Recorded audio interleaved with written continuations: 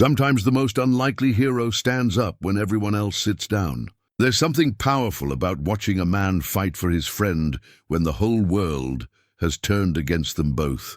In the courtroom of Coyote Ridge, they all laughed when Eli Boone walked in. This mountain man looked rough and wild, nothing like the fancy lawyers in their pressed suits. His friend Jed sat facing charges that would take away his ranch and his freedom. Everyone expected Eli to say something foolish. But when the moment came, Eli stood up and said something that changed everything. What did this simple mountain man know that nobody else did? Before we jump back in, tell us where you're tuning in from, and if this story touches you, make sure you're subscribed, because tomorrow I've saved something extra special for you. The weathered wooden sign at the edge of town read, Coyote Ridge, population 847, though most folks figured that number had been generous, even when it was painted 15 years back. The morning sun cast long shadows across Main Street, where dust devils danced between the general store and Murphy's saloon. This was cattle country, where a man's word still meant something, and handshake deals sealed more business than any fancy contract ever could. Jedediah Toller had been part of this landscape for 37 years, arriving as a young man with nothing but calloused hands and a stubborn streak wide as the Montana sky. His ranch, the Circle T, sprawled across 1,200 acres of good grazing land, bordered by Willow Creek on the east and the foothills of the Bitterroot Mountains on the west. The ranch house sat like a weathered sentinel, its wraparound porch bearing witness to decades of coffee mornings and evening. Reflections, Jed was the kind of man who still tipped his hat to ladies and called everyone sir or ma'am, regardless of their station. His wife Sarah had passed 5 years back, leaving him to tend the land with the help of 2 hired hands and memories that seemed to echo in every creak of the old floorboards. At 63, his shoulders carried the weight of honest labor, and his weathered face told stories of harsh winters and drought summers survived through sheer determination. The Circle T wasn't the biggest spread in the county, but it was honest land worked by honest methods. Jed's cattle bore his brand with pride, and his fences stood straight and true, marking boundaries that neighboring ranchers respected without question. He'd never been one for fancy equipment or newfangled methods, just good horses, reliable dogs, and the wisdom passed down from his father and grandfather before him. But Coyote Ridge had been changing, slowly at first, then with gathering momentum like stones rolling down a hillside. Eastern investors had been sniffing around, offering cash for land that had been in families for generations. Some folks had taken the money and moved to town or headed further west. Others, like Jed, held fast to what their fathers had built with blood and sweat. Among those who held fast was Samuel Hutchins, owner of the sprawling Double H Ranch that bordered Jed's property to the south. Hutchins had arrived in Coyote Ridge 12 years ago with money already in his pocket and plans that reached beyond simple cattle ranching. He'd married Margaret Carlisle, daughter of the town's former mayor, and quickly established himself as a pillar of the community. His ranch house was a 2-story affair with imported furniture and a carriage that gleamed with fresh paint every Sunday. Morning, Hutchins carried himself with the bearing of a man accustomed to getting his way. His hair was always perfectly groomed, his suits pressed, and his smile calculated to achieve maximum effect. He spoke of progress and prosperity, of bringing Coyote Ridge into the modern age. Some folks admired his vision. Others whispered that he moved too fast and cared too little for the old ways that had built this community.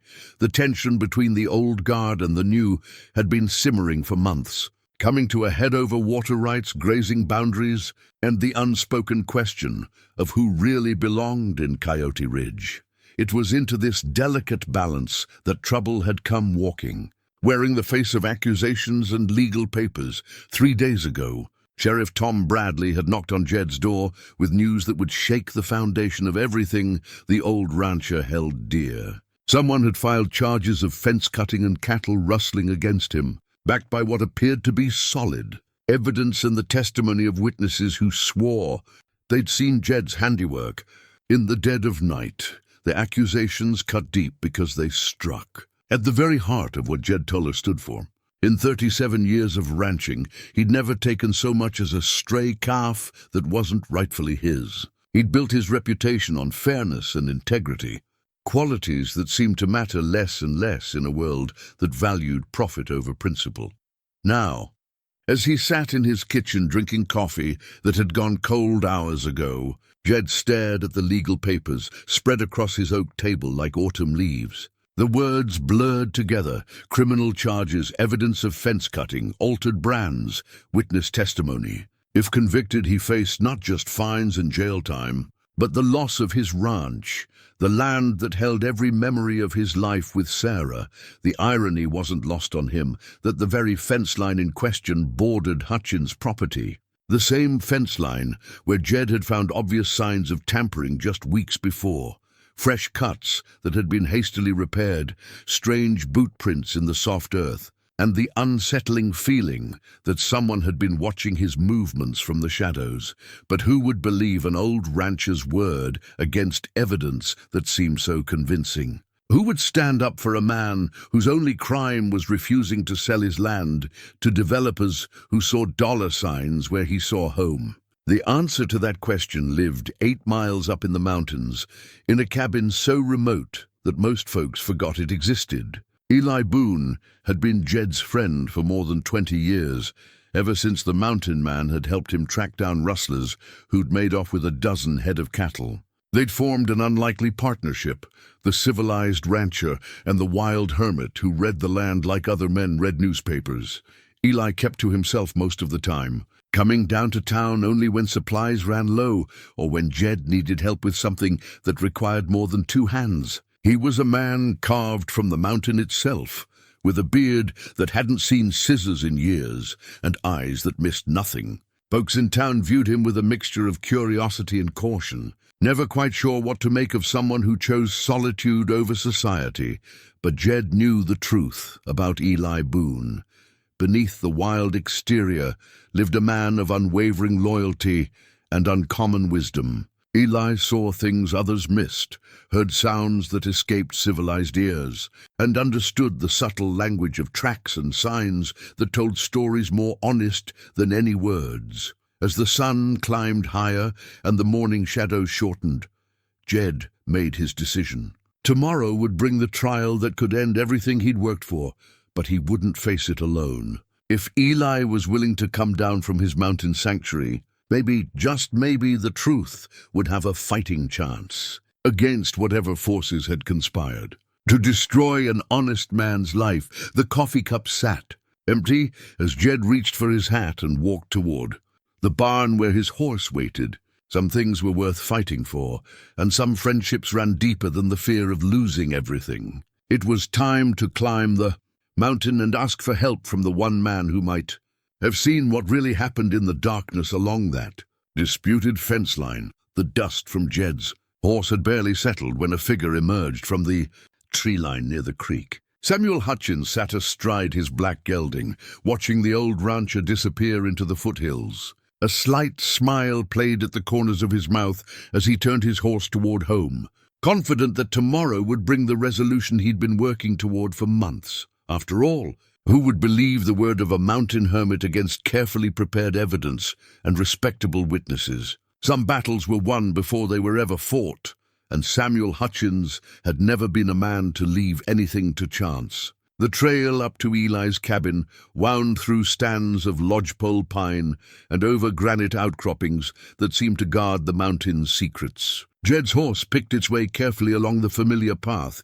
breathing hard in the thin air as they climbed toward the tree line. The sound of Willow Creek grew fainter with each turn, replaced by the whisper of wind through evergreen branches and the distant cry of a hawk circling overhead. Eli's cabin sat in a natural clearing surrounded by towering pines, its weathered logs blending so perfectly with the landscape that a man could ride past without seeing it if he didn't know where to look. Smoke drifted lazily from the stone chimney, and a garden of wild herbs grew in careful rows along the south-facing wall. This was a place carved from wilderness by someone who understood that survival meant working with nature, Not against it.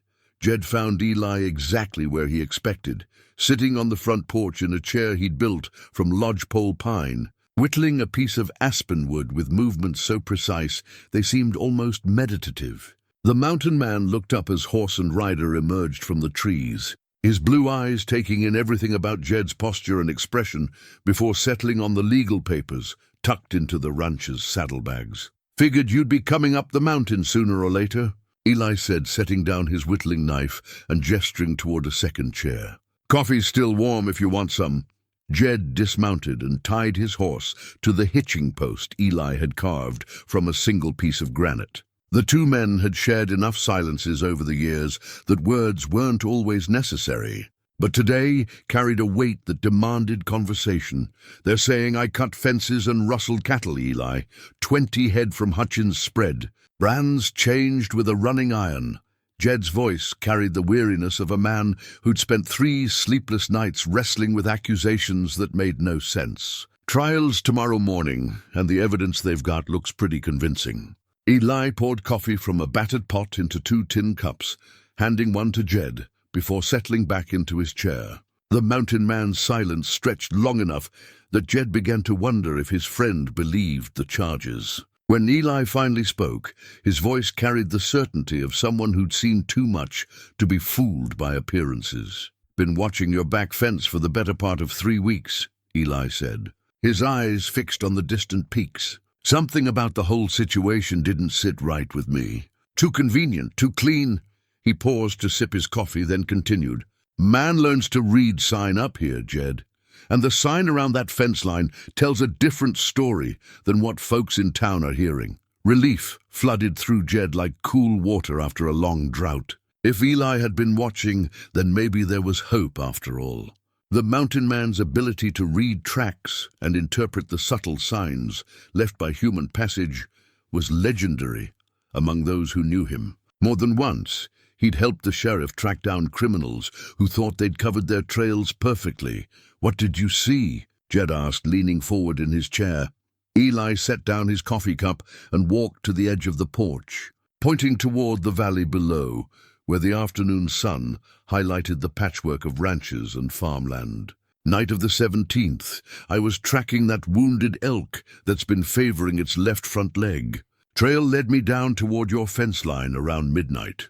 The mountain man's voice took on the cadence of someone recounting events that had been burned into memory with perfect clarity. "Saw 3 men working along that fence, cutting wire and driving cattle through the gap. One of them was carrying a running iron, red hot and ready for brand changing. Another had a lantern, keeping the light low but bright enough for their work." Jed felt his heart racing. "Could you see their faces?" "Clear as daylight under that full moon." Eli turned back toward his friend, and Jed saw something in the mountain man's expression that made his blood run cold. Samuel Hutchins was directing the whole operation. "The other 2 men, I recognized them from town. Jake Morrison and that new fellow Pete Sanders, who's been working odd jobs around the county." The implications hit Jed like a physical blow. Morrison was known as a man who'd do anything for money, and Sanders had the kind of reputation that made decent folks cross the street to avoid him. But to think that Hutchins himself would orchestrate such an elaborate frame-up seemed almost beyond belief. "Why?" Jed asked, though part of him already knew the answer. "Your land sits right in the middle of the development project he's been putting together for those Eastern investors," Eli said, returning to his chair. "I've heard talk in town about plans for a railroad spur and maybe even a copper mine up in the hills behind your property. Hard to build an empire when one stubborn rancher won't sell." Eli reached into his shirt pocket and pulled out a small object wrapped in leather. He unwrapped it carefully, revealing a metal button, the kind used on expensive Eastern-made shirts. "Found this caught on the fence wire the next morning when I went back to check the scene. Hutchins was wearing a shirt with buttons just like this when I saw him in town last week, but the mountain man wasn't finished." He rolled up his sleeve, revealing a fresh scar that ran from his wrist almost to his elbow, a burn mark that looked like it had been made by a branding iron. "When I got too close to their operation that night, Sanders spotted me in the shadows. Hutchins sent him and Morrison after me with that running iron still hot from their work. Got away, but not before Sanders managed to catch me with the business end of that iron." Eli's voice remained calm, but Jed could see the controlled anger in his friend's eyes. "Reckon that scar matches the iron they used to change your cattle's brands." The pieces of the puzzle fell into place with sickening clarity. Hutchins had orchestrated the entire scheme, using his hired men to steal cattle, change the brands, and plant evidence that would implicate Jed. The running iron that had burned Eli's arm was the same one used to alter the brands. Proof that would demolish Hutchins' carefully constructed case. "Will you testify?" Jed asked, knowing that he was asking his friend to step into a world that Eli had deliberately avoided for years. Eli stood up and walked to the porch railing, looking out over the valley where lights were beginning to twinkle in ranch house windows as evening approached. When he turned back, his expression held the resolve of a man who'd made his decision. "Been thinking about it ever since that night," he said. "Figured you'd eventually need someone to speak the truth. And truth's something I've never been shy about telling." He paused, then added with a slight smile, "Besides, that burn on my arm's been itching something fierce. Might be time to show folks what really happened out there in the dark." As the sun set behind the mountains, painting the sky in shades of orange and purple, two friends sat in comfortable silence, knowing that tomorrow would bring a confrontation that would determine not just Jed's fate, but the future of honest men everywhere who refused to be bullied by those with money and power. The mountain had given up its witness, and Eli Boone was ready to come down from his sanctuary to speak truth in a place where lies had been dressed up to look like justice. Some battles were worth fighting, especially when they stood between good men and those who would destroy them for profit. The ride back down the mountain took place in darkness, punctuated by the steady rhythm of hoofbeats on rocky trail. Eli followed behind Jed on his own horse, a sturdy mountain-bred mare named Sage, who knew these paths better than most folks knew their own front yards. The moon provided enough light to navigate safely, casting silver shadows through the pine branches that danced and shifted with each gust of wind. Jed's mind raced with the implications of what Eli had revealed. Having a witness changed everything, but it also raised new complications. Eli Boone was known in Coyote Ridge, but not well understood. The townspeople viewed him as an eccentric hermit, someone whose word might be questioned simply because he lived outside the boundaries of civilized society. Against the respected and well-connected Samuel Hutchins, Eli's testimony would face an uphill battle. "You know, folks in town don't quite know what to make of you," Jed said as they reached the bottom of the trail where it joined the main road to his ranch. Eli's chuckle carried on the night air. "Reckon that might work in our favor. Man who keeps to himself tends to see things others miss. Can't be bought off or pressured if nobody knows where to find him most of the time."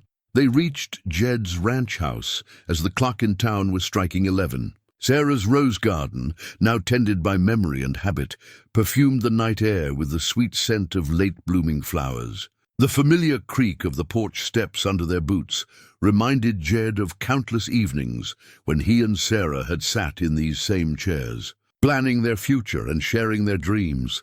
Inside, Eli examined the legal papers by lamplight, while Jed prepared a simple meal of bread, cheese, and leftover stew. The mountain man's reading was deliberate and careful, his weathered finger following each line as he absorbed the formal language that threatened to destroy his friend's life. "They've done their homework," Eli said finally, setting the papers aside. "Witness statements that put you near the fence line on the night in question. Physical evidence in the form of wire cutters found in your barn. Even got testimony from Morrison claiming you approached him about altering brands." Jed nearly dropped the bowl he was carrying. "Morrison said what?" "According to this, Jake Morrison swears you asked him about changing cattle brands 3 weeks ago. Says you were worried about making ends meet and wondered if there was easy money to be made in the cattle business." Eli's voice carried disgust at the transparent lie. Man's got no shame, lying under oath like that. The realization hit Jed like a physical blow. Not only had Hutchins orchestrated the frame-up, but he'd convinced Morrison to commit perjury to ensure the case would stick. The web of deception was more elaborate than either man had imagined, involving multiple witnesses willing to lie for money or intimidation. "What about the wire cutters?" Jed asked, though he dreaded the answer. "Found in your barn 2 days after the alleged crime. Sheriff Bradley's report says they discovered them during a routine search, tucked behind some old harness leather." Eli met his friend's eyes. "Question is, how did they get there? You keep that barn locked up tight, and you're the only one with a key?" Jed thought about it for a moment, then walked to the kitchen window that looked out over the barn and corral. "Pete Sanders helped me fix that loose board on the barn door about a month ago.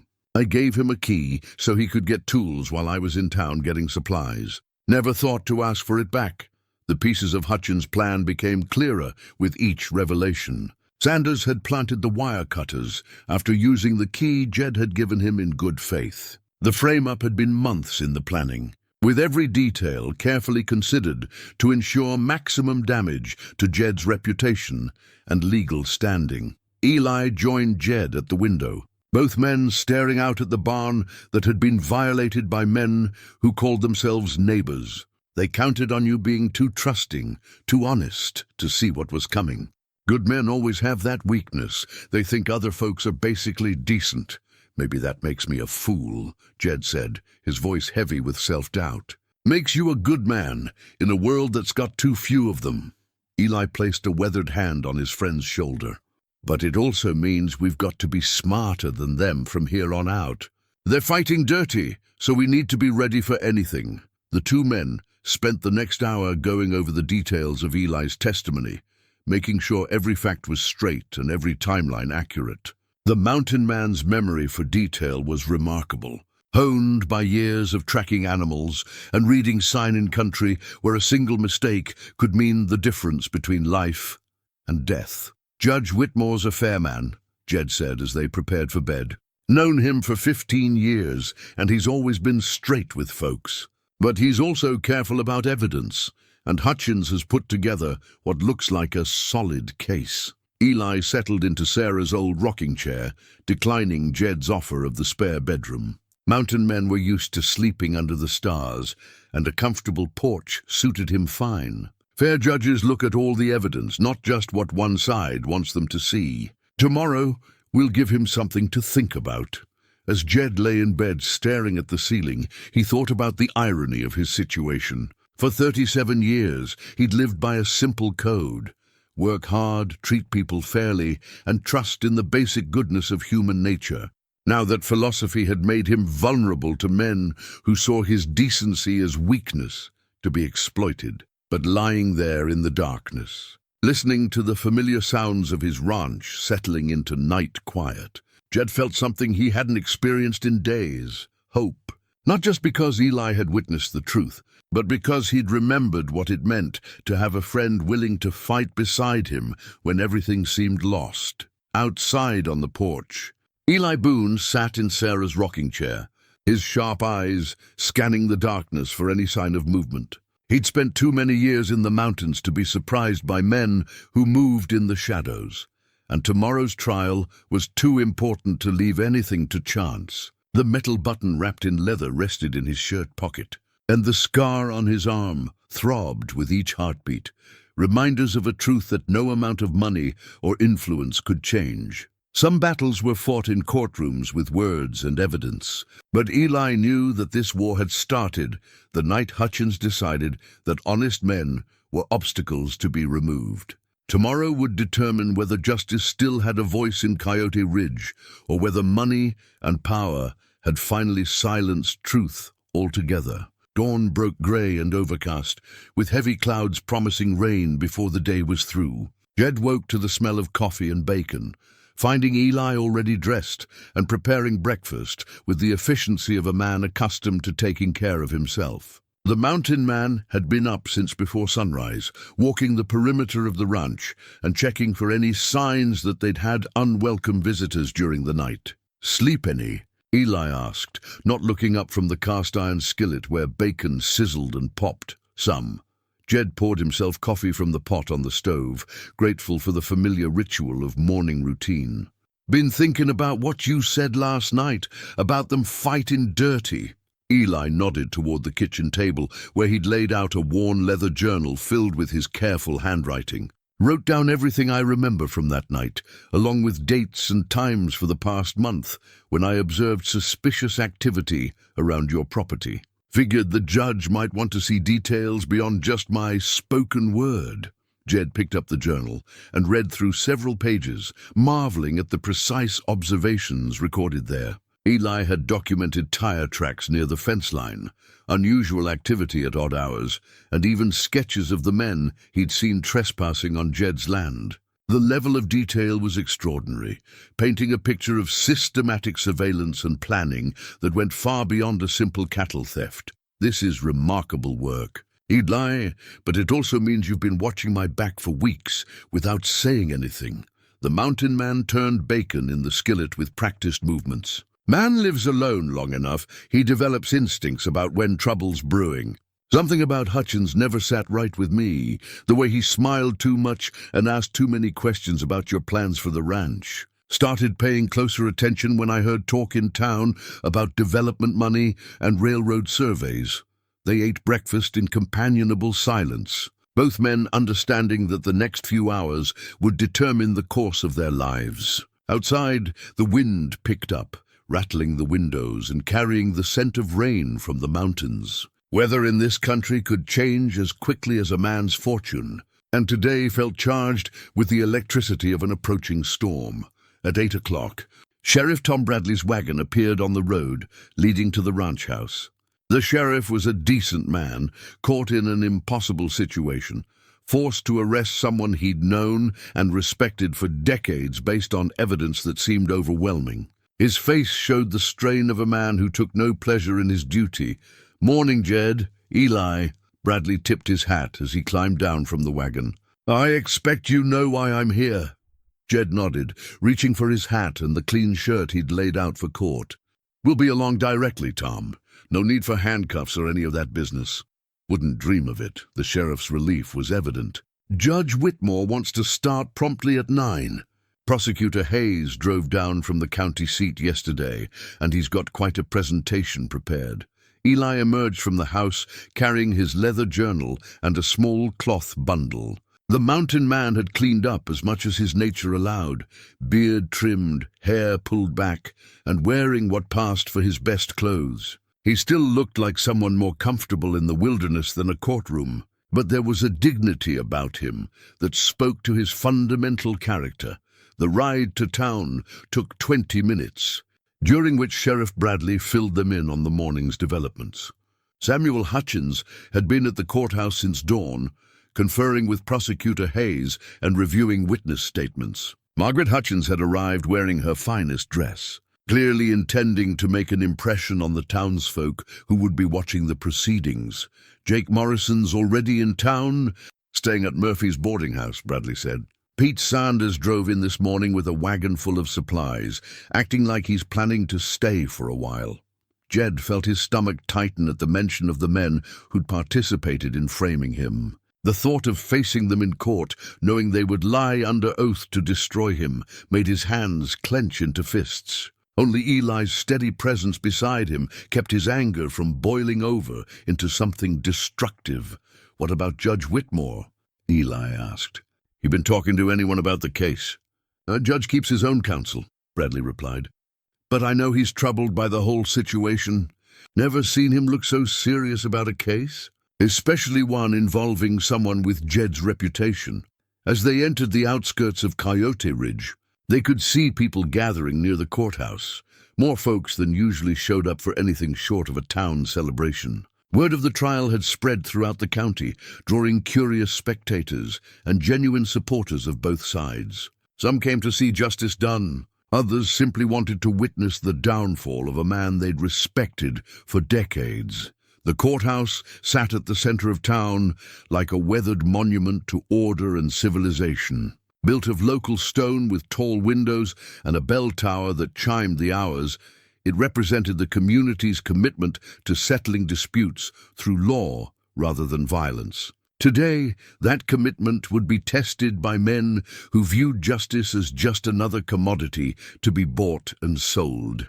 Eli helped Jed down from the wagon, both men straightening their shoulders as they faced the crowd gathering on the courthouse steps. Among the familiar faces of neighbors and friends, they could see the calculating expressions of those who'd already made up their minds about guilt or innocence, based on gossip and speculation. "Whatever happens in there," Eli said quietly, "remember that truth has a way of making itself known. Lies require constant maintenance, but truth just needs someone brave enough to speak it."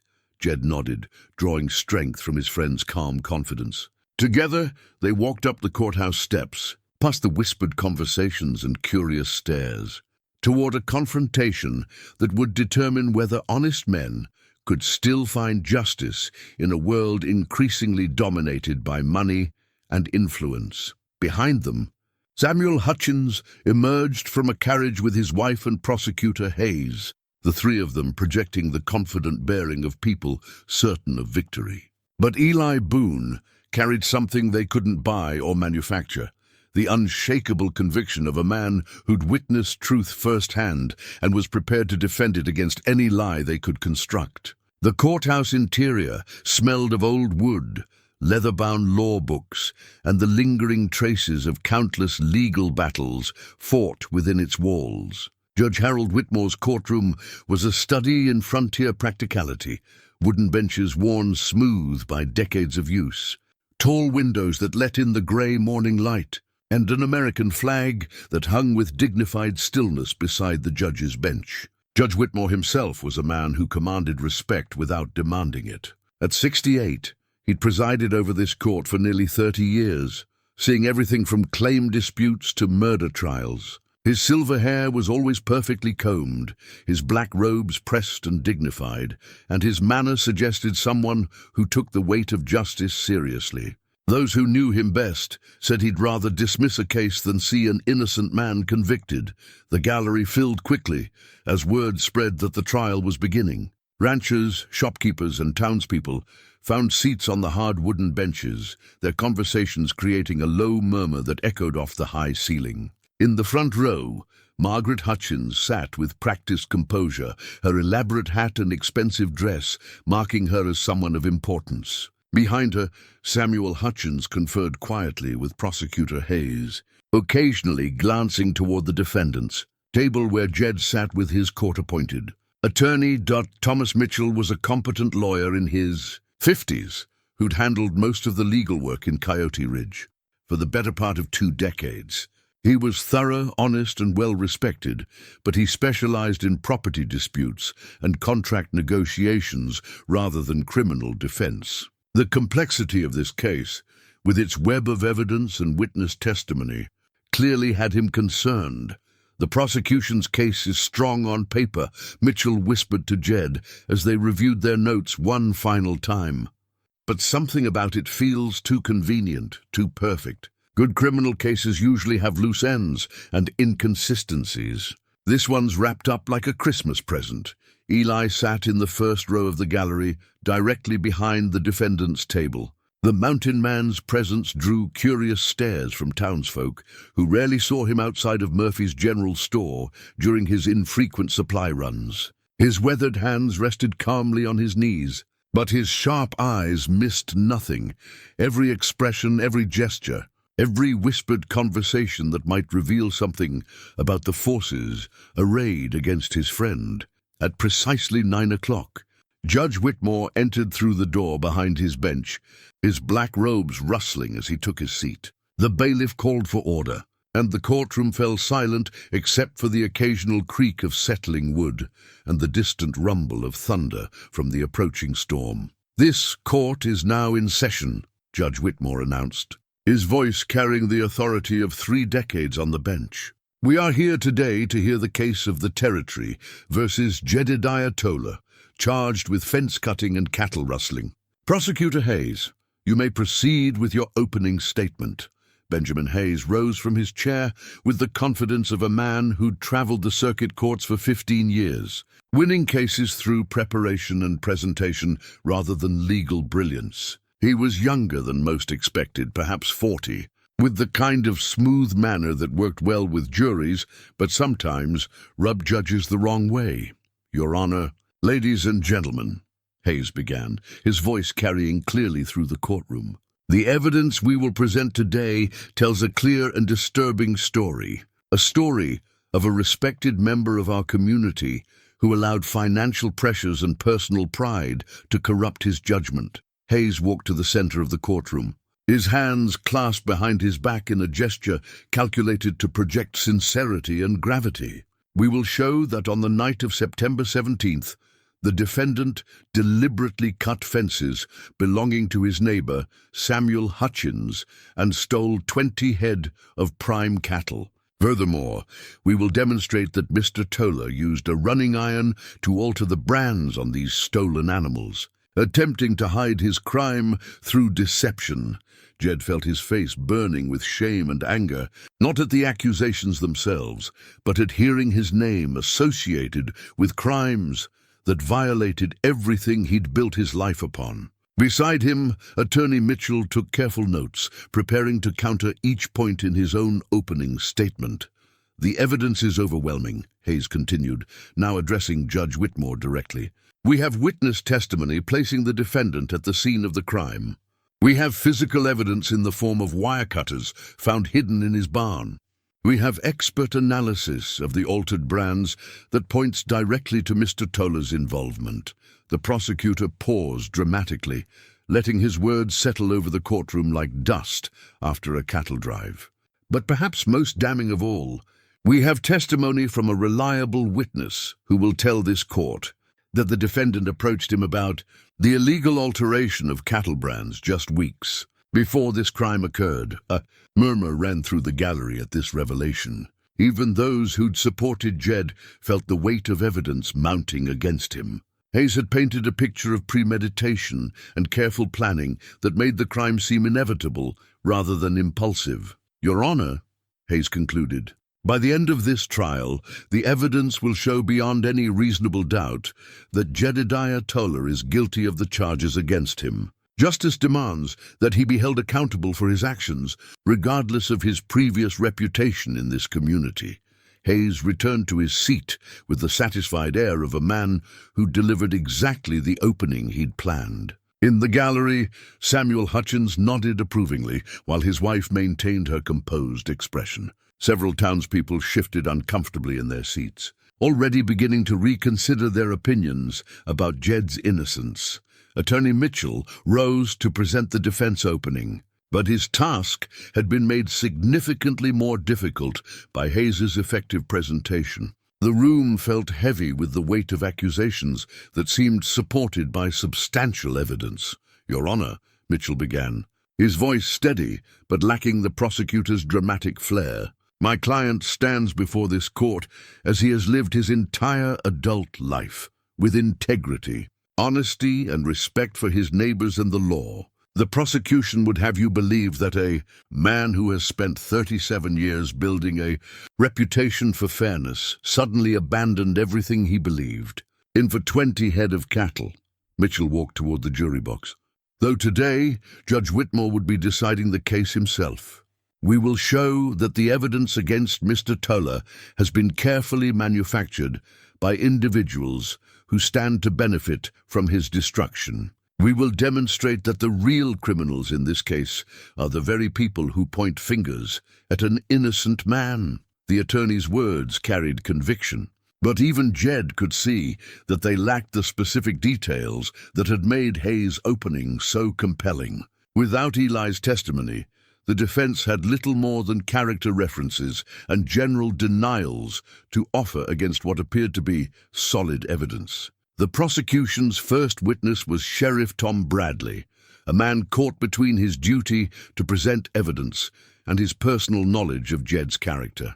Bradley took the witness stand with visible reluctance, his weathered hands gripping the rail as he swore to tell the truth. His testimony would establish the timeline and physical evidence that formed the foundation of the case against Jed. "Sheriff Bradley," Prosecutor Hayes began, Please tell the court about your investigation into the theft of cattle from the Hutchins ranch. Bradley cleared his throat and spoke in the measured tones of someone accustomed to giving testimony. On the morning of September 18th, Mr. Samuel Hutchins reported that 20 head of cattle had been stolen from his south pasture.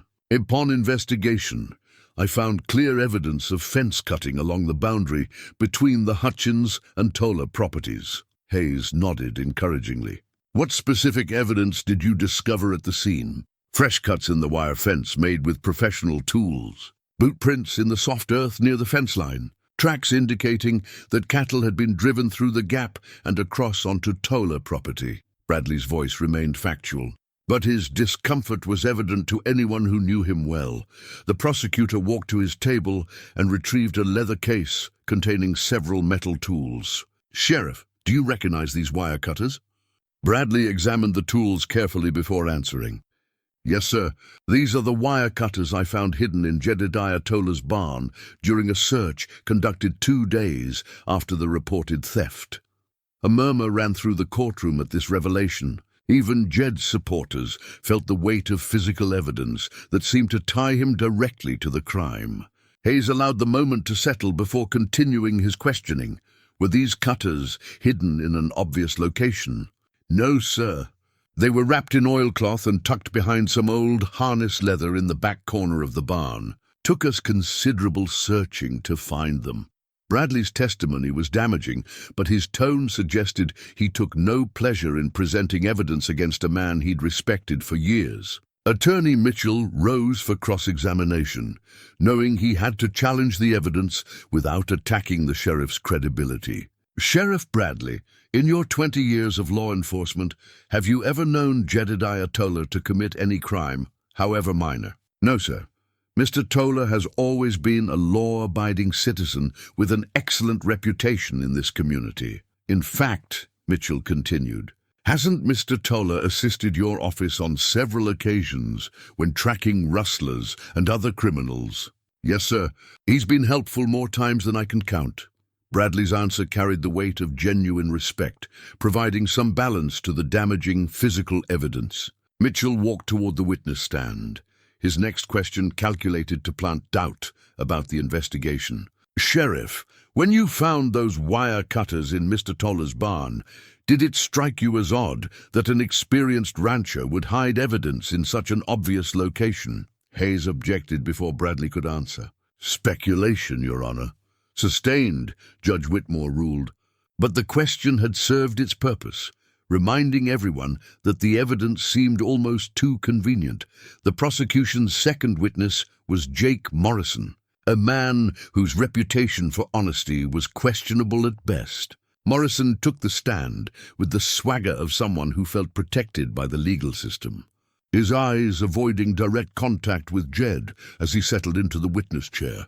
Mr. Morrison, Hayes began, please tell the court about your conversation with the defendant regarding cattle brands. Morrison cleared his throat nervously before answering. About 3 weeks ago, Jed Toller approached me at Murphy's saloon. He seemed worried about money, said the ranch wasn't bringing in what it used to. Asked me if I knew anything about changing cattle brands to make quick cash. The words hit Jed like physical blows. Morrison was committing perjury with such casual confidence that it took Jed's breath away. In the gallery, Eli Boone's hands tightened into fists as he watched a man destroy his friend's reputation with deliberate lies. How did you respond to this request? Hayes continued, told him I didn't know nothing about that kind of business. Said it was illegal, and he should think twice before getting involved in anything like that. Morrison's performance was convincing to those who didn't know his character. Delivered with just the right mixture of reluctance and civic duty, Hayes nodded sympathetically. Was anyone else present during this conversation? Pete Sanders was sitting at the next table. He heard the whole thing.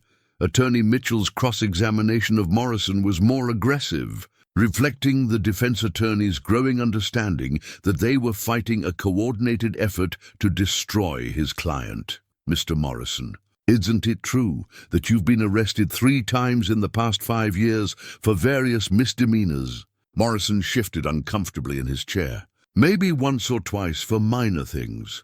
Isn't it also true that you've been looking for steady work since losing your last job at the Henderson Ranch for stealing grain? That was never proved, Morrison replied defensively. Mitchell walked closer to the witness stand, his voice taking on a harder edge. Mr. Morrison, have you been promised anything in exchange for your testimony today? Hayes jumped to his feet. Objection! The prosecutor is badgering the witness. Your Honor, Mitchell responded calmly. I'm simply trying to establish whether this witness has any motivation to lie. I'll allow the question, Judge Whitmore ruled. Please answer, Mr. Morrison. Morrison's hesitation was barely perceptible, but Eli caught it from his seat in the gallery. No, sir. Nobody promised me nothing. The lie was obvious to anyone watching Morrison's body language, but proving it would require evidence that Mitchell didn't have. The defense attorney returned to his table knowing that Morrison's testimony, however false, had done significant damage to their case. As the morning wore on, the prosecution called Pete Sanders to corroborate Morrison's account of the saloon conversation. Sanders's testimony was smooth and confident, delivered with the practiced ease of someone comfortable with deception. He painted a picture of Jed as a desperate man willing to break the law to save his failing ranch. By the time Judge Whitmore called for a lunch recess, the prosecution had built what seemed like an overwhelming case against Jed. The physical evidence was damning. The witness testimony appeared credible to those who didn't know the witness's true character, and the motive was clearly established. During the break, Attorney Mitchell huddled with Jed and Eli behind the courthouse, their conversation urgent and worried. They've constructed this case very carefully, Mitchell said, his usual confidence shaken. Every piece of evidence supports their narrative, and the witnesses are backing each other up perfectly. Eli's weathered face remained calm despite the morning's devastating testimony. Perfect cases usually have perfect lies holding them together. Time to show the judge what really happened that night. The afternoon session would determine whether truth could overcome a carefully constructed web of deception, or whether Samuel Hutchins' money and influence had succeeded in destroying an honest man's life. The afternoon session began with a tension that seemed to press down on the courtroom, like the heavy clouds gathering outside. Thunder rolled across the mountains as Judge Whitmore called the court back to order, and the first drops of rain began to spatter against the tall windows. The prosecution had rested their case, confident that they'd presented overwhelming evidence of Jed's guilt. Attorney Mitchell rose to call his first witness, knowing that everything depended on the next few minutes.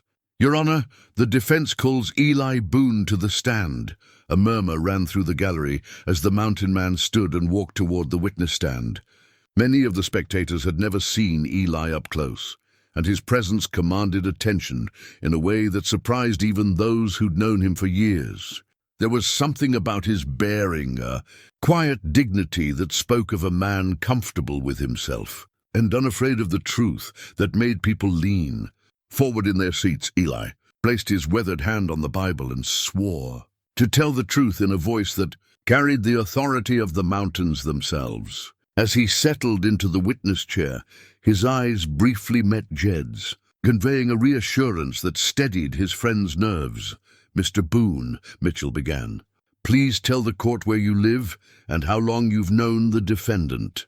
I live up on Eagle Ridge, about 8 miles from town.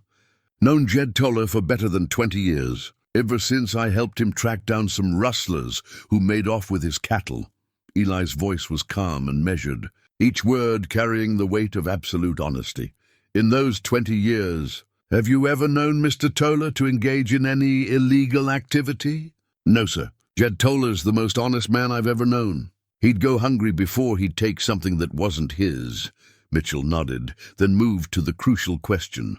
Mr. Boone, were you anywhere near the boundary fence between the Toller and Hutchins properties on the night of September 17th? Eli straightened in his chair, his blue eyes taking on the intensity of a man about to speak truth in the face of elaborate lies. Yes, sir. I was tracking a wounded elk that had been favoring its left front leg. Trail led me down toward that fence line around midnight. The courtroom fell silent, except for the increasing sound of rain against the windows. Even Prosecutor Hayes seemed to sense that something significant was about to unfold. What did you observe at the fence line that night? Eli's testimony was precise and detailed, delivered with the authority of someone who'd spent decades reading sign and interpreting the subtle language of tracks and human behavior. I saw 3 men working along that fence, cutting wire and driving cattle through the gap. One of them was carrying a running iron, red-hot and ready for brand changing. Gasps echoed through the gallery at this revelation. In the front row, Samuel Hutchins shifted uncomfortably while his wife's composed expression began to crack around the edges. Were you able to identify any of these 3 men? Clear as daylight under that full moon, Eli replied, his voice gaining strength. Samuel Hutchins was directing the whole operation. The other 2 were Jake Morrison and Pete Sanders, the same men who testified against Jed this morning. The courtroom erupted in whispered conversations and exclamations of shock. Judge Whitmore gavelled for order, but even his experienced composure seemed shaken by the magnitude of Eli's accusation. Prosecutor Hayes jumped to his feet. Objection, Your Honor. This witness is making serious accusations without any supporting evidence. Attorney Mitchell was ready for this challenge. Your Honor, if the court will allow Mr. Boone to continue his testimony, I believe he can provide substantial evidence to support his observations. Proceed, Mr. Boone, Judge Whitmore said, his voice reflecting both curiosity and judicial caution. Eli reached into his shirt pocket and withdrew the leather-wrapped button he'd found at the fence line. Found this caught on the fence wire the next morning when I went back to examine the scene. It's from an expensive Eastern-made shirt, the kind Samuel Hutchins was wearing when I saw him in town the following week. Mitchell approached the witness stand to examine the button, then presented it to Judge Whitmore. The small piece of evidence seemed insignificant, but its implications were enormous. Is there anything else you observed that night, Mr. Boone? This was the moment that would either vindicate Jed or destroy Eli's credibility forever. The mountain man rolled up his sleeve, revealing the angry scar that ran from his wrist almost to his elbow, a burn mark that clearly came from a branding iron. When I got too close to their operation, Sanders spotted me in the shadows. Hutchins sent him and Morrison after me with that running iron still hot from changing cattle brands. Got away, but not before Sanders caught me with the business end of that iron. The scar was visible to everyone in the courtroom, a stark piece of physical evidence that corroborated Eli's testimony in a way that no amount of perjured statements could contradict. The silence in the room was profound, broken only by the steady drumming of rain on the roof. Mr. Boone, Mitchell continued, are you certain that the men you saw were Samuel Hutchins, Jake Morrison, and Pete Sanders? Certain as I am that the sun rises in the east, Eli replied. I've been tracking men and animals for 30 years. Don't make mistakes about things like that. Prosecutor Hayes rose for cross-examination, but his confident demeanor had been replaced by the desperate air of a man watching his case collapse. Mr. Boone, isn't it convenient that you happened to be in exactly the right place at exactly the right time to witness this alleged crime? Eli's blue eyes fixed on the prosecutor with the steady gaze of someone untroubled by doubts about his own honesty. Nothing convenient about it. Been tracking that wounded elk for 3 days, following sign that any competent tracker could read. Wasn't looking for trouble, but trouble found me anyway. And this scar you claim came from a branding iron. Couldn't that have been caused by any number of accidents? Eli held up his arm, displaying the distinctive pattern of the burn. This scar matches exactly the business end of a running iron. Any cowman in this room can tell you that. Burns from other sources don't leave marks like this. Hayes continued his cross-examination for another 10 minutes, but each question seemed to strengthen rather than weaken Eli's testimony.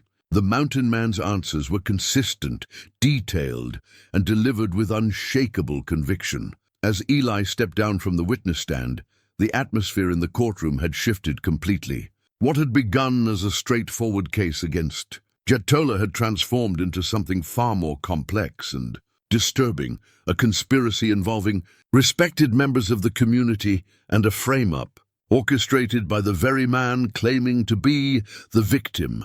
Judge Whitmore called for a brief recess, during which urgent conversations filled the gallery.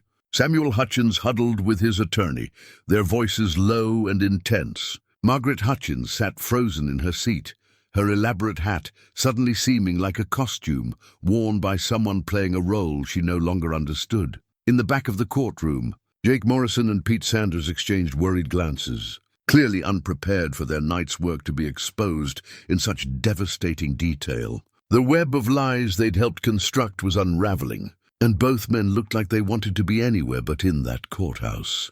When court resumed, Attorney Mitchell called one additional witness, Dr. Henry Caldwell, the town's physician, and a man whose reputation for honesty was beyond question. Dr. Caldwell, Mitchell asked, "Have you examined the scar on Mr. Boone's arm?" "Yes, I have." During the recess, I examined the wound carefully. In my professional opinion, this scar was definitely caused by a hot branding iron applied with considerable force. The pattern and depth of the burn are consistent with the business end of a running iron used for altering cattle brands. With that expert testimony, the defense rested their case. The truth that Eli Boone had witnessed in the darkness had finally been brought into the light, transforming a seemingly hopeless situation into a moment of vindication for an innocent man. But even as the tide turned in Jed's favor, the implications of what had been revealed would send shockwaves through the entire community. Samuel Hutchins wasn't just guilty of cattle theft. He'd orchestrated an elaborate conspiracy to destroy a neighbor's life and reputation. The respected businessman who'd spoken of progress and prosperity had revealed himself to be something far darker and more dangerous than anyone had imagined.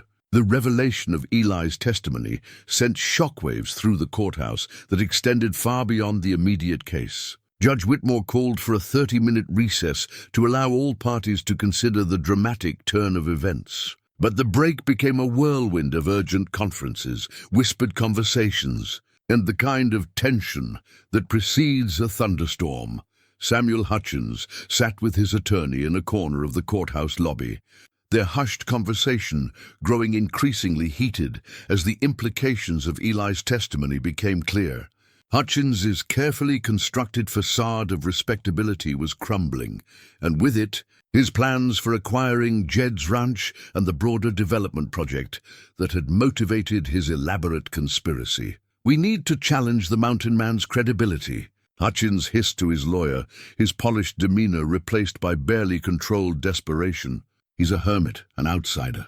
Who's going to believe his word against mine?" But even as he spoke the words, Hutchins knew they rang hollow. Eli's testimony had been too detailed, too consistent, and supported by physical evidence that couldn't be easily dismissed. The button found at the fence line, the distinctive scar from the branding iron, and Dr. Caldwell's expert confirmation had created a web of corroboration that would be difficult to break. Margaret Hutchins stood nearby, her face pale beneath the elaborate hat that had seemed so appropriate for a respectable woman supporting her wronged husband. Now it felt like a costume from a play she no longer understood. For 12 years, she'd believed she'd married a man of vision and integrity.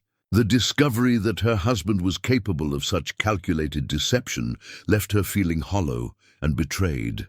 "Samuel," she whispered, approaching her husband with hesitant steps, "is what that mountain man said true?" "Did you really?" "Don't be ridiculous, Margaret," Hutchins snapped, but his voice lacked conviction. "It's obviously a conspiracy between Toller and his wild friend to deflect attention from the real crime." But Margaret Hutchins wasn't a fool. She'd lived with Samuel long enough to recognize the signs when he was cornered, the way his voice took on a different quality and his eyes refused to meet hers directly. The terrible possibility that everything she'd believed about her life was built on lies began to settle over her like a suffocating blanket. Meanwhile, Jake Morrison and Pete Sanders huddled near the courthouse exit, their earlier confidence replaced by the panicked expressions of men who realized they'd been caught in an elaborate web that was now collapsing around them. Morrison's hands shook as he fumbled for his tobacco pouch, while Sanders kept glancing toward the door as if calculating his chances of escape. "That mountain man saw everything," Morrison whispered, his voice barely audible above the rain that continued to pound against the courthouse windows. "He's got details nobody could make up." "What are we going to do?" Sanders' face had taken on the grayish pallor of a man facing the gallows. Hutchins said this would be simple. Get rid of Tuller, split the money from selling his land to those Eastern investors. Nobody was supposed to be watching from the hills. The two men had been paid handsomely for their participation in framing Jed, but neither had considered the possibility that their night's work would be witnessed by someone with Eli Boone's reputation for honesty and attention to detail. Now they faced not just exposure, but potential criminal charges that could see them spending years in territorial prison. On the other side of the courthouse, Jed sat with Attorney Mitchell and Eli, the three men finally able to breathe freely for the first time since the ordeal began. The weight of false accusations that had pressed down on Jed for days was lifting, replaced by a profound sense of gratitude for the friend who'd risked everything to speak the truth. "I can't believe you were watching over me all those weeks without saying anything," Jed said to Eli, his voice thick with emotion. The mountain man's weathered face showed a slight smile. "Man looks after his friends, Jed, always have, always will. Besides, something about Hutchins never sat right with me. Too smooth, too eager to ask questions about your plans for the ranch." Attorney Mitchell reviewed his notes from Eli's testimony, marveling at the precision and detail of the mountain man's observations. "Your testimony was remarkable, Eli. The level of detail, the consistency of your account, and the physical evidence to back it up. It's exactly what we needed to expose this conspiracy." But even as they celebrated the turning tide, all three men understood that the case wasn't over. Judge Whitmore still had to render his verdict, and Samuel Hutchins wasn't the type of man to surrender without exhausting every possible avenue of escape. The final confrontation was yet to come, and Hutchins' desperation made him potentially dangerous in ways they couldn't fully predict. Dr. Caldwell approached their table, his medical bag in hand, and his expression troubled by what he'd witnessed. "Jed, I owe you an apology. I've known you for 15 years, and I should never have doubted your integrity, even when the evidence seemed overwhelming." "No apology needed, Doc," Jed replied. "Evidence can be manufactured, but truth has a way of surfacing when good people are willing to look for it." Sheriff Bradley appeared at Jed's shoulder, his own expression reflecting the complex emotions of a lawman who'd been forced to arrest an innocent man. "Jed, I'm going to need to ask you some questions about what you knew regarding Hutchins' activities. If what Eli testified to is true, we're looking at charges of conspiracy, perjury, and cattle theft against several people. The implications were staggering. Samuel Hutchins, one of the most respected men in Coyote Ridge, faced potential criminal charges that would destroy not just his business interests, but his entire standing in the community. Morrison and Sanders were looking at serious jail time for their participation in the conspiracy and their perjured testimony. As the recess stretched toward its conclusion, word of Eli's testimony began to spread throughout the town. People gathered in small groups outside the courthouse, their conversations animated by the shocking revelation that one of their leading citizens had orchestrated such an elaborate deception. The rain continued to fall, but it seemed to be washing away more than just dust from the streets. It was cleansing the community of illusions they'd held about respectability and progress. Inside the courthouse, Prosecutor Hayes found himself in an impossible position. The case he'd thought was ironclad had disintegrated before his eyes, replaced by evidence that the real criminals were his own witnesses. His professional integrity demanded that he acknowledge the truth, even though it meant admitting that he'd been used as a tool in Hutchins' conspiracy. "Your Honor," Hayes said as court reconvened, In light of the testimony presented by Mr. Boone and the corroborating evidence provided by Dr. Caldwell, the prosecution requests permission to withdraw all charges against Jedediah Toller, but Judge Whitmore wasn't satisfied with simply dismissing the charges against Jed. The revelation of such an elaborate conspiracy demanded a more thorough response from the legal system.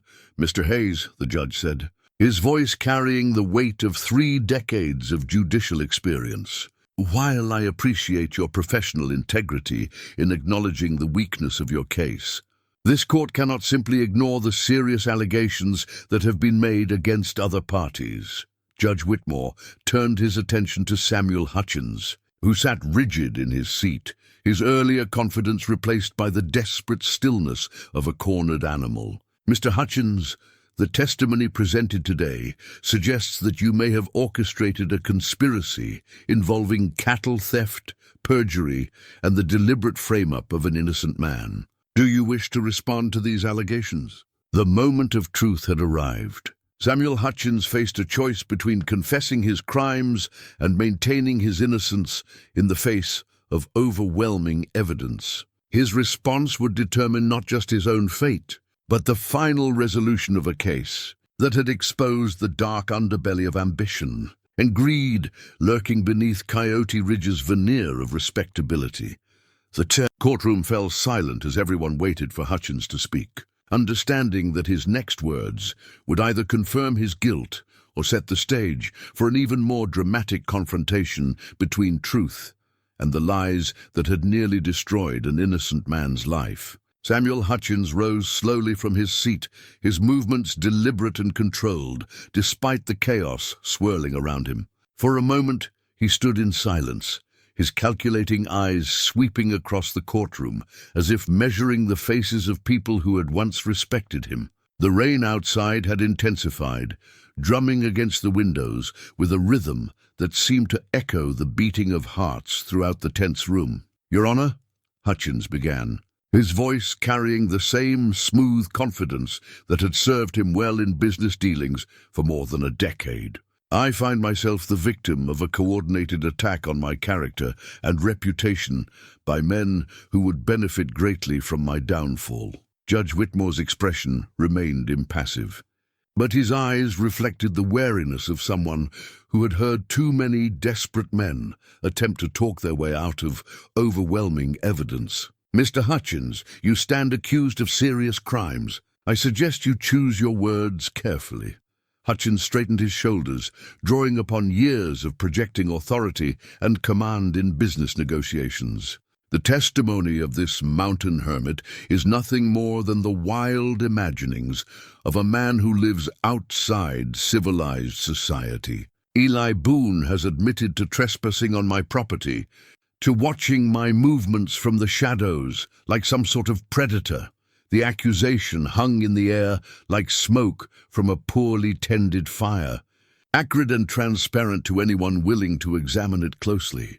Hutchins was attempting to turn Eli's vigilance into something sinister, to make the mountain man's protective watch over his friend seem like the behavior of a criminal.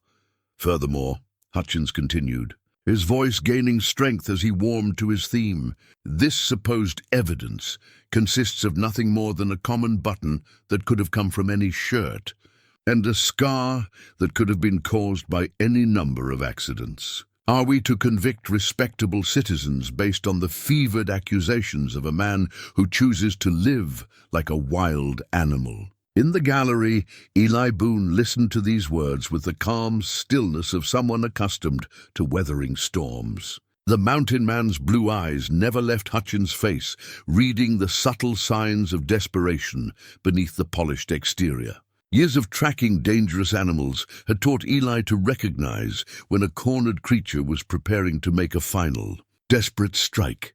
Margaret Hutchins watched her husband's performance with growing horror, recognizing the calculated manipulation she'd seen him use in business dealings, but never imagined he would employ in a court of law. The man she'd married was revealing depths of deception that made her question everything about their 12 years together. The real criminals here, Hutchins declared, pointing dramatically toward Jed and Eli, "are the men who conspired to steal my cattle and then constructed this elaborate lie to deflect suspicion from themselves." Jedediah Toller was facing financial ruin, desperate enough to resort to theft to save his failing ranch. But even as Hutchins spoke, his carefully constructed defense began to crumble under the weight of its own contradictions. Judge Whitmore had been presiding over cases for 30 years, and he could read the difference between righteous indignation and desperate fabrication. "Mr. Hutchins," the judge interrupted, his voice cutting through the defendant's rhetoric like a sharp blade. "You speak of evidence as if it doesn't exist. But this court has heard testimony from a credible witness, seen physical evidence that corroborates his account, and received expert medical testimony confirming the nature of Mr. Boone's injuries." Hutchins' composure wavered for just a moment, a crack in the facade that revealed the panic beneath. "Your Honor, surely you don't intend to take the word of a mountain hermit over that of a respected businessman who has contributed significantly to this community's growth and prosperity." The appeal to class and social standing was Hutchins' final card, an attempt to leverage his position in the community against the testimony of a man who lived outside its boundaries. But Judge Whitmore had built his reputation on the principle that justice was blind to wealth and social status.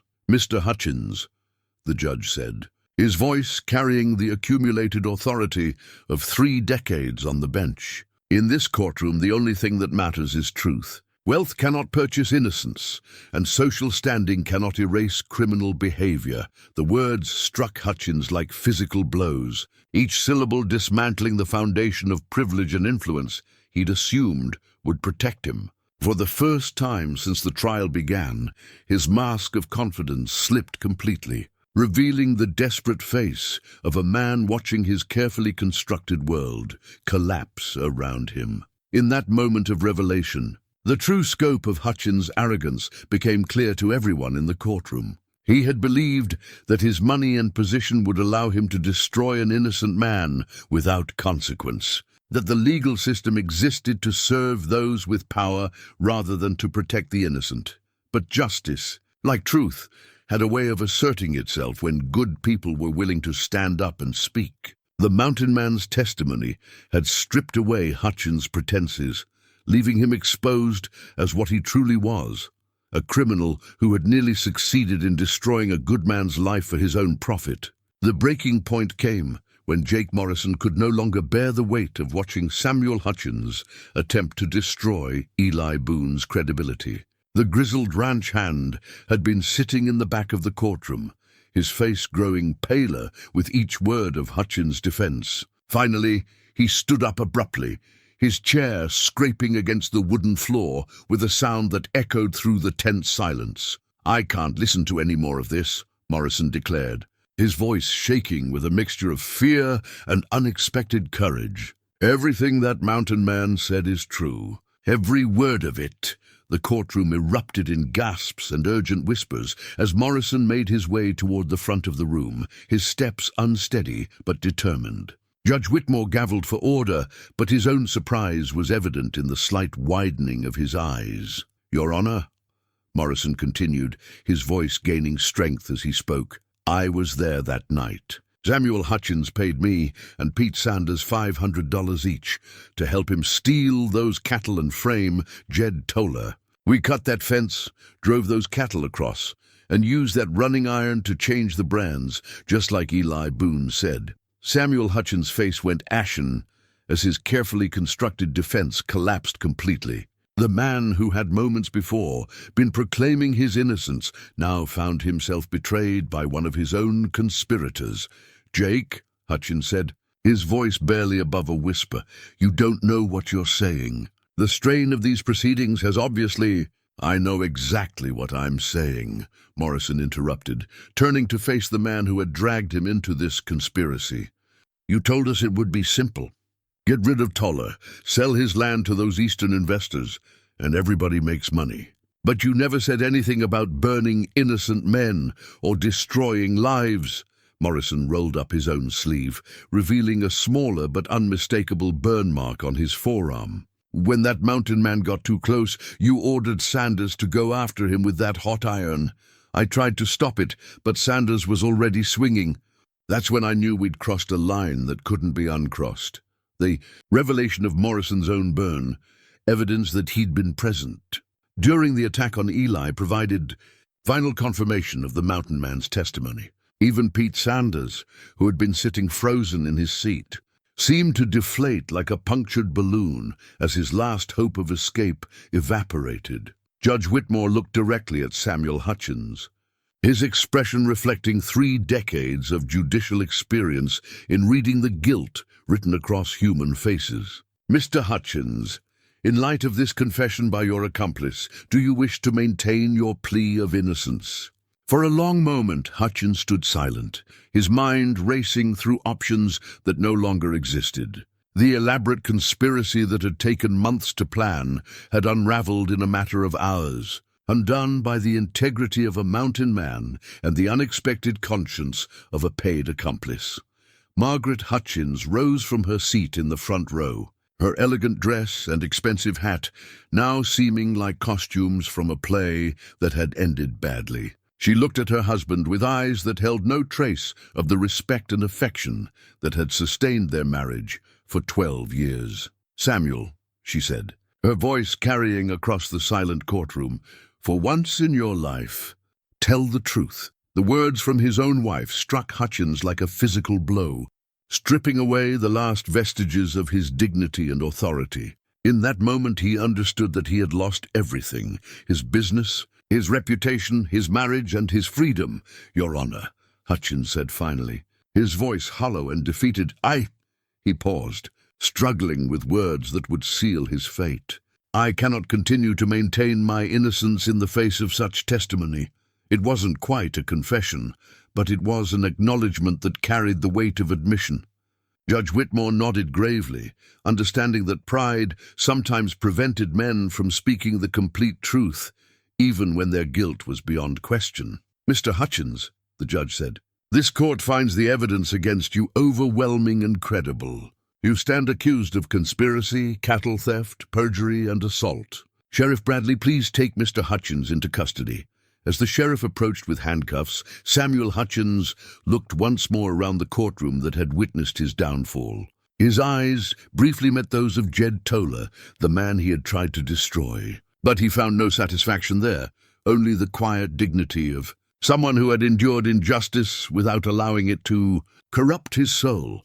The sound of the handcuffs clicking shut echoed through the courthouse like the closing of a book, marking the end of a chapter in Coyote Ridge's history and the beginning of justice for an innocent man who had nearly lost everything to another man's greed. In the gallery, Eli Boone sat quietly, his weathered hands folded in his lap, watching as truth finally triumphed over the elaborate lies that had threatened to destroy his friend's life. 3 months later, autumn had painted the mountains surrounding Coyote Ridge in brilliant shades of gold and crimson.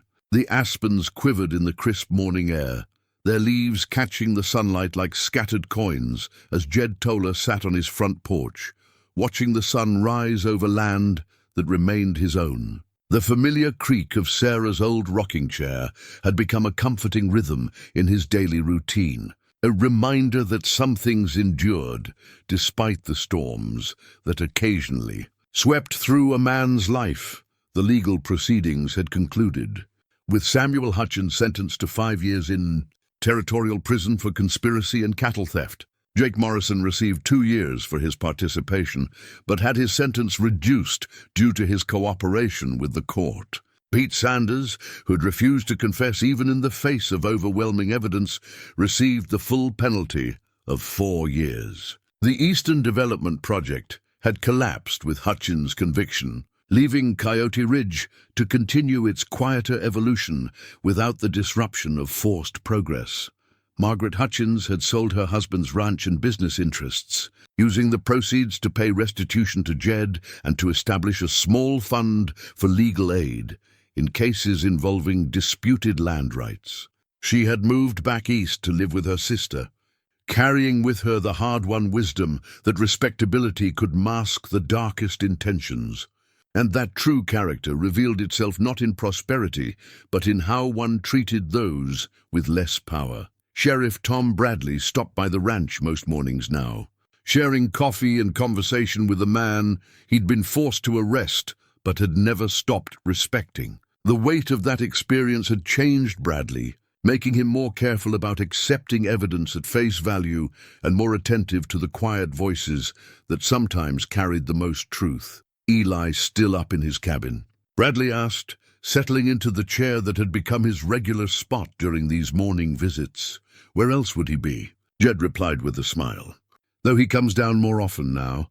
Seems like speaking the truth in that courtroom reminded him that civilization isn't entirely hopeless. The mountain man had indeed become a more frequent visitor to town. His dramatic testimony having earned him a level of respect that transcended the usual suspicion reserved for those who lived outside society's boundaries. Children pointed at him with awe when he rode down Main Street, and adults nodded with genuine gratitude to the man who had saved one of their own from injustice. Dr. Caldwell had examined Eli's scar several more times, documenting it thoroughly for medical journals as an example of how physical evidence could corroborate witness testimony in legal proceedings. The case had attracted attention from legal scholars throughout the territory, becoming a landmark example of how careful investigation could uncover elaborate conspiracies.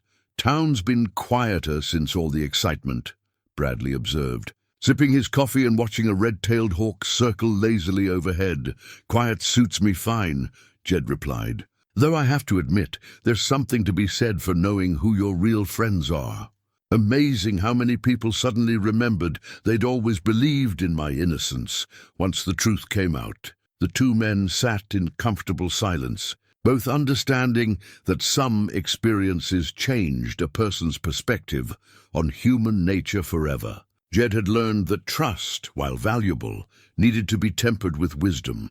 Bradley had discovered that the badge he wore carried responsibilities that extended beyond simply enforcing existing laws to protecting the innocent from those who would manipulate the system for personal gain. Around 10 o'clock, a familiar figure emerged from the trail leading down from Eagle Ridge. Eli Boone rode his sure-footed mare with the easy grace of someone who belonged in wild country, a leather satchel slung across his shoulder and the contented expression of a man at peace with his place in the world. "Morning, gentlemen," Eli called as he approached the porch. "Brought something I thought you might want to see." The mountain man dismounted and reached into his satchel, withdrawing a carefully wrapped object that he handed to Jed with ceremonial gravity. Inside the cloth wrapping was the running iron that had been used to alter the cattle brands, evidence that had been returned to him after the trial concluded. "Figured it was time this got disposed of properly," Eli said. "Some tools are made for honest work, but this one was only used for deception." Together, the three men walked to Jed's forge, where the iron was heated until it glowed red-hot. Then, using hammers and tongs, they methodically destroyed the tool that had caused so much trouble, each blow striking not just metal, but the memory of injustice overcome through courage and friendship. As they worked, Jed reflected on the profound changes that had occurred since that grey morning, when accusations first threatened to destroy everything he'd built. The experience had tested his faith in human nature, but it had also revealed the power of loyalty and truth when good men were willing to stand together against deception. "You know," Jed said as they watched the destroyed iron cool in the evening air, "I learned something important through all this. It's not enough to live honestly yourself. Sometimes you have to be willing to fight for honesty when others try to destroy it." Eli nodded, his weathered face reflecting the wisdom earned through decades of observing both human and animal nature. "Truth's like water, Jed. You can dam it up for a while, divert its course, even pollute it temporarily. But eventually, it finds its way through every obstacle and runs clean again."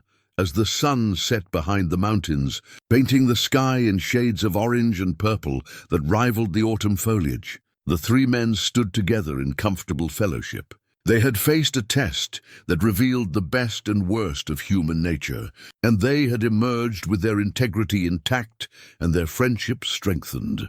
The mountain had given up its witness when justice needed a voice, proving that sometimes the most unlikely heroes stand up when everyone else sits down. In Coyote Ridge, the story of Eli Boone's courage would be told for generations, a reminder that truth spoken with conviction could overcome even the most elaborate deceptions crafted by those who mistake power for righteousness.